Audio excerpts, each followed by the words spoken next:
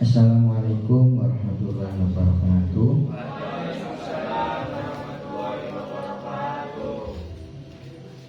Pertama-tama,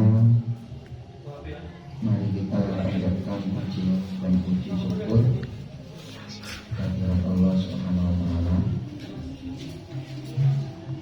Silakan.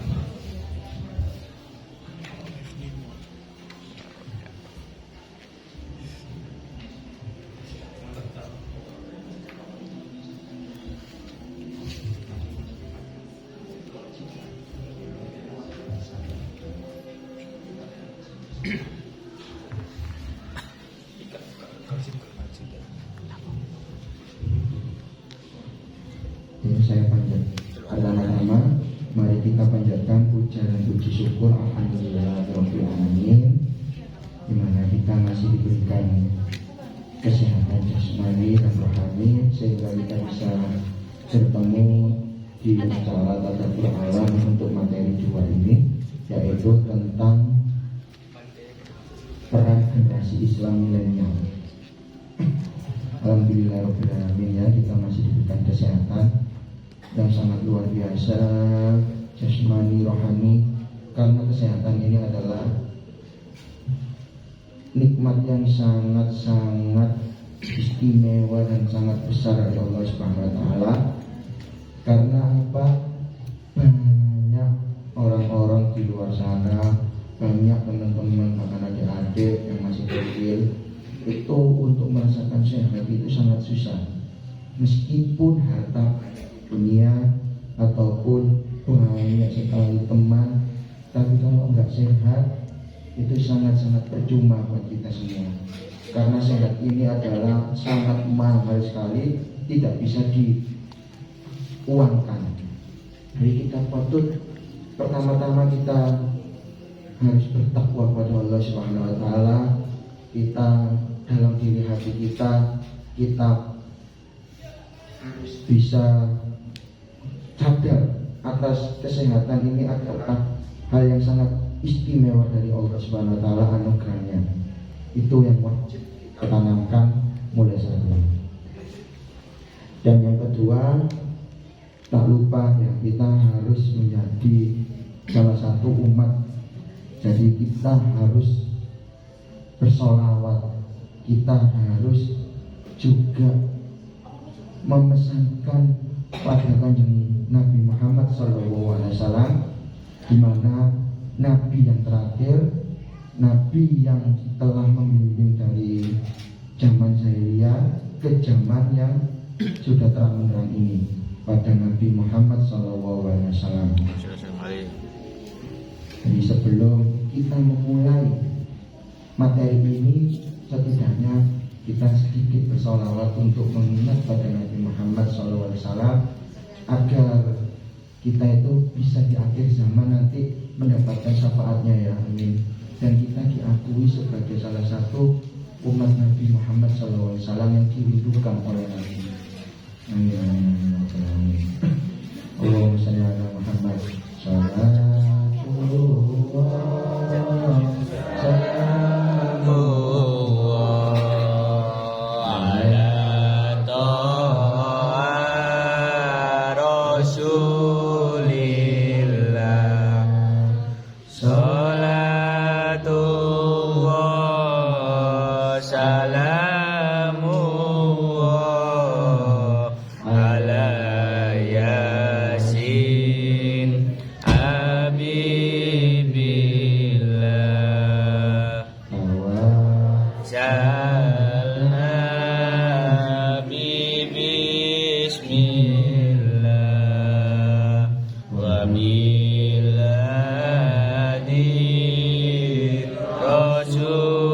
Rasulillah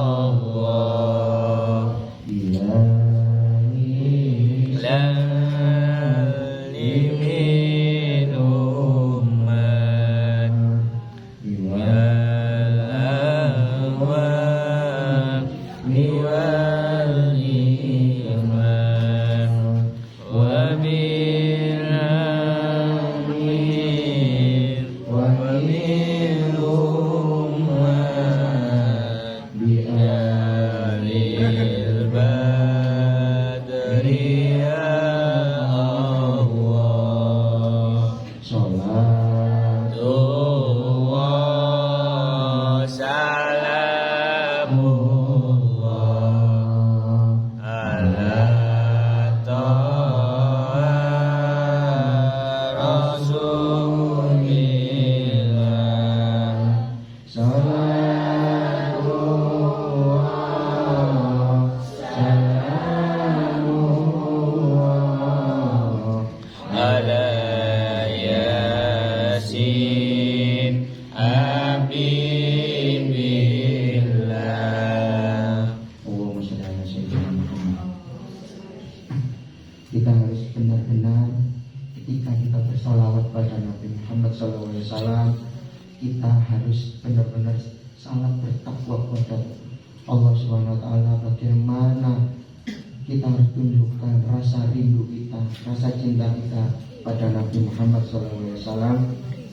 Inginnya bertemu, inginnya kita mendapatkan syafaat di akhir zaman. Karena tidak ada yang bisa menyelamatkan kita di akhir zaman itu selain syafaat dari Nabi Muhammad SAW. Alhamdulillahirrahmanirrahim. Dan selanjutnya yaitu kita sudah bersyukur, kita sudah berbincang ke kanjeng Nabi Muhammad SAW. Yang pertama-tama saya ucapkan yang terhormat terhadap Ketua Umum Mas Aksa UKKI tahun 2022 yang telah mempercayai saya. Terima kasih Mas Aksa telah mempercayai saya menjadi pemateri 2 kali ini. Dan yang kedua, saya hormati juga Ketua Pelaksana dari Tadabbur Alam dan seluruh panitia Tadabbur Alam, dan saya hormati juga, yang saya banggakan adik-adik. Saya ingin tepuk tangan buat panitia yang sangat bekerja keras selama hari ini. Sangat luar biasa. Pertama kali offline sudah 2 tahun online ini, tapi panitia sangat luar biasa kinerjanya. Betapa rindunya Tadabbur Alam sehingga membuat acara ini lebih baik untuk adik-adiknya. Dan yang terakhir, yang saya banggakan teman-teman mahasiswa yang menjadi calon keluarga di UKKI ini. Selamat datang di keluarga baru UKKI. Semoga kalian bisa mendapatkan ilmu sebanyak-banyaknya di UKKI, karena UKKI ini tidak hanya organisasi yang sekilas ataupun kecil, tapi bisa dibilang UKM tapi besar, banyak ilmu-ilmunya tentang organisasi keislaman. Jadi kalian sangat tepat memilih organisasi yang berbau keislaman, karena di akhir zaman ini sudah banyak sekali peristiwa-peristiwa yang menunjukkan betapa sangat luar biasa dahsyatnya di akhir zaman ini. Mulai dari tekanan-tekanan bagaimana untuk memperkeruh keadaan, mengadu domba antar umat muslim. Alhamdulillah sangat tepat sekali. Semoga saja kalian bisa mencari ilmu sebanyak-banyaknya untuk juga tidak hanya sanggup di dunia, juga belajar ambil hikmahnya juga tadi buat sanggup di akhirat. Amin amin ya rabbal alamin. Oke, mukadimahnya sudah selesai. Alhamdulillah rabbil alamin. Assalatu wassalamu ala asrofil anbiya wal mursalin wa ala alihi wa sahbihi wa sallim ajma'in. Amma ba'du. Kita langsung ke materi. Perang generasi Islam milenial Tadabbur Alam UKKI. Next. Nah, kita kalau misalkan tidak kenal maka tak sayang ya. Jadi minimal kalian kenal saya, biar apa? Ada jalan komunikasi. Yang pertama, nama saya adalah Muhammad Awalur Ramadhana, SAK, MAK. MAK sebenarnya bukan MSA ya. Terus Surabaya 10 Januari 1997. Saya riwayat pendidikannya yaitu di SMK Sejahtera. Saya akuntansi tahun 2013 sampai 2015, dan saya S1 Stesia Surabaya 2015 sampai 2019. Terus yang ketiga, saya terakhir S2 Stesia di Surabaya 2019 sampai 2021 kemarin. Alhamdulillah berjalan dengan lancar. Dan saya salah satu sangat aktif di UKKI juga waktu zaman 2015 saya masuk di S1 ini sampai 2019. Saya pernah dulu juga menjabat kepengurusan di UKKI sebagai koordinator eksternal internal. Jadi dulu itu yang bagian eksternal internal itu saya yang menjadi pelopornya, yang menjadi pembimbingnya. Next.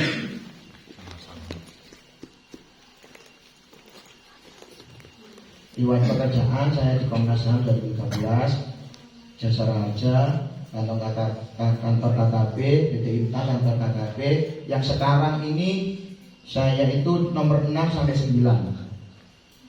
Jadi nomor 6 sampai 9 saya asisten dosen lab statistik spesial kelas malam 2015 sampai sekarang. Dari mulai saya awal di Stesia 2018 lebih tepatnya ya, sampai sekarang membantu Pak Yudi asisten dosen, yaitu kalau misalkan kalian kelas malam SMX atau SAX atau D3 akuntansi manajemen kelas malam nanti ketemu saya. Terus juga sekarang juga alhamdulillah saya di Dinas Kesehatan Surabaya 2021 sampai sekarang, di ini bagian bagian keuangan kota 2022 sampai sekarang. Terus yang terakhir alhamdulillah saya juga udah menjadi dosen di Setia Widya Dharma akuntansi di Ketinta. Next. Materi sekarang. Saya kan saya menjelaskan waktu hari Kamis ataupun waktu sebelumnya saya di calling sama panitia, Mas minta tolong untuk menjadi pemateri 2, yaitu pemateri 2 tentang apa? Tentang perannya generasi Islam masa kini di era modern milenial itu apa ya Mas ya? Nah ini saya tempat berpikir ya. Jadi perlu ditekankan di awal, saya kalau dibilang Ustadz, saya nggak pernah mondok ya. Jadi saya itu nggak pernah mondok. Saya yang ngaji biasa dulu waktu di SMA, di SMP itu ngaji di Sunan Kalijogo Simon, ngaji reguler aja, tapi tidak pernah mendalami gitu. Jadi saya menjelaskan di sini, saya tekankan di awal, saya menjelaskan secara organisasinya. Jadi untuk berhubungan dengan Islamnya ataupun berhubungan dengan hadis-hadisnya mungkin lebih Al-Quran nanti bisa ke yang lain. Jadi di sini saya tekankan saya spesial akuntansi. Jadi saya juga belajar ilmu-ilmu agama, masih belajar banget. Jadi enggak sepenuhnya saya bisa. Jadi di sini saya jelaskan.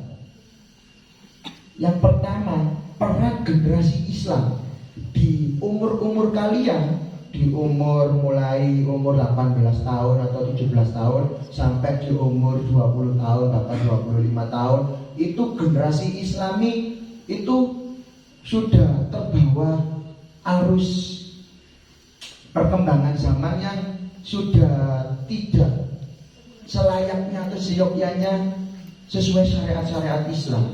Jadi di sini kita sebagai generasi milenial, kita harus benar-benar bisa teliti dan bisa benar-benar mana yang harus dilakukan dan mana yang nggak boleh secara agama. Karena munculnya kebiasaan yang dilarang Islam itu menjadi lumrah. Seperti contoh aja, kita itu bergandengan tangan, sesama lawan jenis, terus kita keluar main bersama lawan jenis, terus juga kita itu ngumpul bareng tapi nggak ada sekat antara laki dan perempuan, itu menjadi hal yang lumrah. Bahkan kita sampai berpacaran pun belum mahramnya, belum halal, itu menjadi hal yang sangat lumrah di Indonesia. Nah ini kita harus bisa tekankan pada generasi sekarang.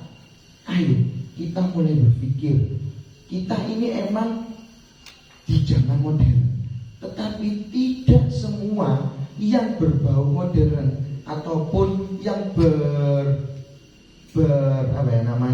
seperti halnya era-era yang mengikuti zaman ke barat-baratan, ke Eropaan, itu tidak bisa kita juga bisa tiru. Karena kita sudah diajarkan pada Nabi kita Nabi Muhammad SAW bagaimana kita itu mulai beribadah, terus juga kita itu berkelompok, dan juga kita majelis, juga kita itu bagaimana untuk menghadapi era modern, itu sudah diajarkan oleh para nabi. Jadi Islam itu sudah mengajarkan pada kita dengan 3 ukhuwah agar hidup ini damai. Jadi meskipun di era modern gempuran-gempuran yang sangat luar biasa, itu kita diajarkan yang pertama ukhuwah Islamiyah. Apa sih ukhuwah Islamiyah? Jadi ukhuwah Islamiyah adalah bagaimana sesama muslim, sesama Islam itu menjalin hubungan silaturahmi ataupun membuat ukhuwah. Nah, sudah tertera di, minta tolong bisa diklik di Al-Isra-nya ini ya. Al-Isra kita sudah diajarkan. Nah, surat Al-Isra yang artinya dan janganlah kamu mendekati zina, karena itu sungguh suatu perbuatan keji dan jalan yang buruk. Jadi di Al-Quran sudah disampaikan, jangan pernah mendekati zina. Apapun itu, kita mengikuti zaman, bolehlah.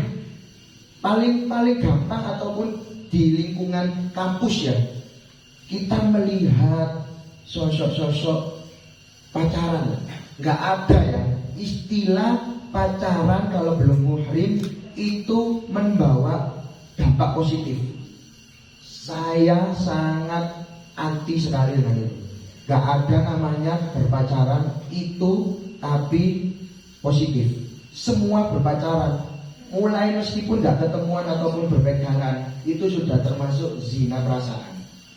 Jadi kalau misalkan di lingkungan yang kita bisa ambil, berkumpulnya laki sama perempuan, mainnya laki sama perempuan, pasti kalau nggak ada orang ketiganya, pasti yang ketiga adalah setan. Pasti. Jadi bagaimana caranya kalau sudah bertemunya laki sama perempuan, bagaimana kalau belum mahramnya, itu setan bagaimana caranya bisa menjodoh-jodohkan, bisa gimana caranya itu bisa berzina. Tapi kalau sudah dimuhrimkan, sudah diakadkan, sudah menikah, bagaimana setan itu bisa memisahkan rumah tangga. Itu adalah pekerjaan setan. Jadi kalau semisal kalian yang istilahnya ya kebelet ataupun apa sudah minta ke orang tua atau minta yang laki-laki ke orang tuanya yang perempuan untuk dimuhrimkan. Karena apa? Karena zaman sekarang itu zaman-zaman yang sudah bisa dibilang tadi di awal, terus zamannya itu hal-hal yang seharusnya itu tidak diperbolehkan di Islam sesuai syariat Islam itu menjadi lumrah di lingkungan-lingkungan kita. Apalagi kita juga lingkungan spesial itu kampus umum ya, kita tidak bisa membedakan antara kampus umum ini berarti nggak ada nilai-nilai syariat Islamnya. Jadi kita di spesial itu sangat umum, sangat general. Jadi kita sendiri yang bisa mengantisipasi gimana sih ini yang termasuk Islam, oh ini yang nggak termasuk, ini yang diajarkan oleh Rasul, ini yang nggak boleh oleh Rasul. Sudah dicontohkan pada Nabi. Ini baik ya, baik.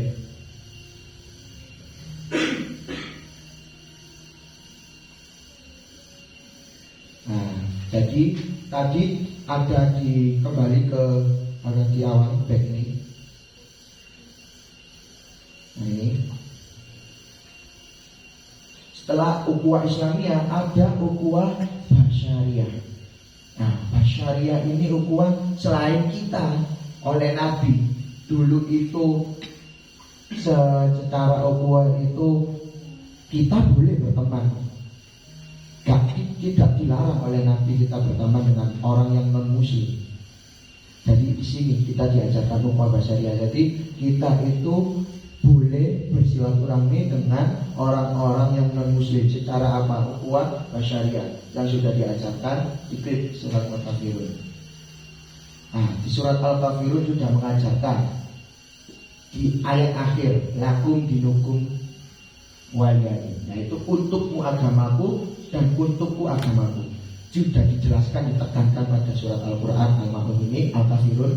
Jadi kalau semisal kita boleh berteman sama siapapun, boleh kita berteman dengan non-muslim, boleh berbisnis ataupun belajar ataupun mencari ilmu. Kita sudah diajarkan oleh Nabi, pergilah, carilah ilmu sebanyak-banyaknya sampai ke negeri Cina. Nah, berarti kita sudah diajarkan oleh Nabi Muhammad SAW, di mana kita boleh apapun berhubungan, tapi tidak dengan agama. Tidak boleh memperhatikan tentang akidah yang kita sering jumpai. Kita boleh berteman dengan siapapun, tapi masalah akidah, agama itu urusan pribadi masing-masing. Itu kan Islam sendiri, non-Muslim sendiri. Yang fenomenal yang kita sering bahas yaitu tentang bagaimana mengucapkan hukumnya kepada orang Kristen selamat hari Natal. Itu sudah menjadi akidah, sudah kita diajarkan oleh Nabi. Pastinya di sebuah akidah itu, kalau misalkan sudah termasuk iman, kita mempercayai Nabi Muhammad adalah Nabi, juga Isa alaihissalam adalah Nabi, dan Tuhan cuma satu, yaitu Allah SWT. Jadi itu yang ditekankan. Kalau kita sudah mengakui, kita mengucapkan selamat hari Natal, sudah menjadi akidah sendiri. Bisa dibilang mutan kecil itu. Karena apa? Karena kita mempercayai Tuhan Yesus itu sebagai Tuhan selain adanya Allah. Kayak gitu, hal-hal seperti itu sepele karena kita dianggap tidak toleran. Tapi bentuk toleran itu banyak. Kita berteman, kita berdiskusi tentang apapun, tapi tidak dengan agama.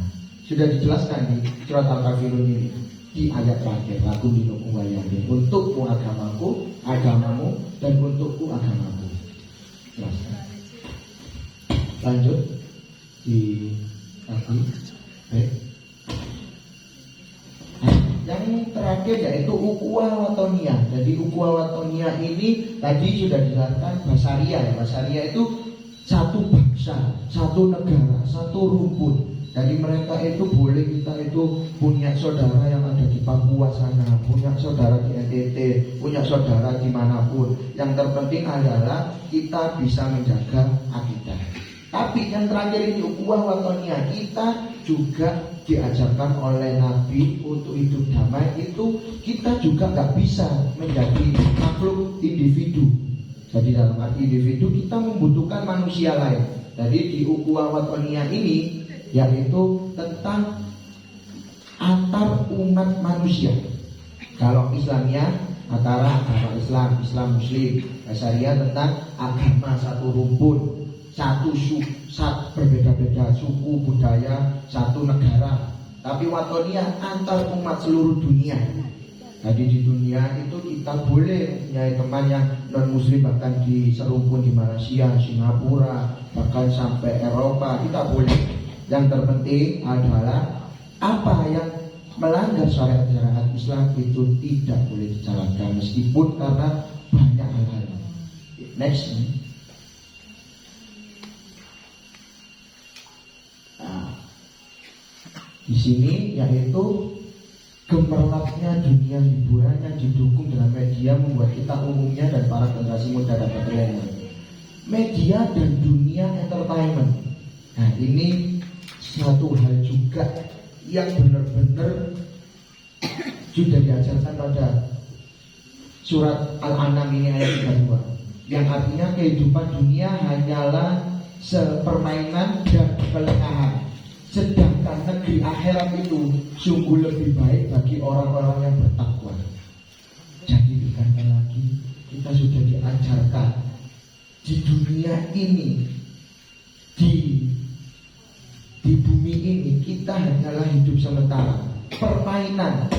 Kita harus tekankan itu, karena kita selalu meskipun kita masih muda, masih labil ya istilahnya ya, di umur 17 sampai, jangan pernah lelah untuk meningkatkan keimanan dan ketakwaan kita.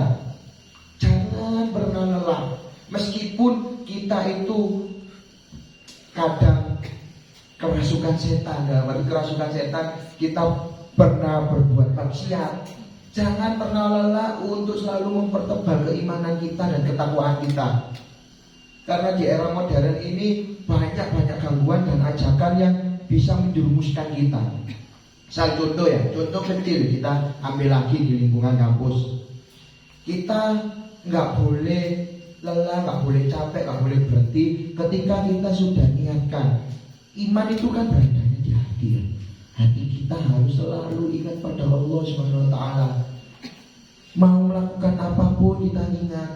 Mau melakukan apapun bismillahirrahmanirrahim, dengan menyebut nama Allah Subhanahu wa taala yang Maha Pengasih lagi Maha Penyayang.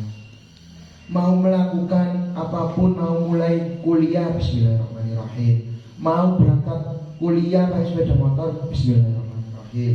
Mau pakai sepatu, mau melepaskan sepatu, mau apapun di dunia ini, jangan pernah lupakan Allah. Kita harus mempertebal iman kita. Tapi ketika kalian lalai ataupun lupa akan Allah, itu hal yang wajar. Karena di dunia ini yang hanya di manusia ini makhluk yang paling sempurna. Malaikat hanya diberi kebaikan saja di sini. Malaikat mempunyai iman tok, tapi tidak mempunyai nafsu. Jadi malaikat itu gak perlu makan, gak perlu minum, gak perlu istirahat, gak perlu apapun, karena dia tidak bernafsu. Oleh Allah, malaikat patuh dan tunduk pada Allah Subhanahu wa taala.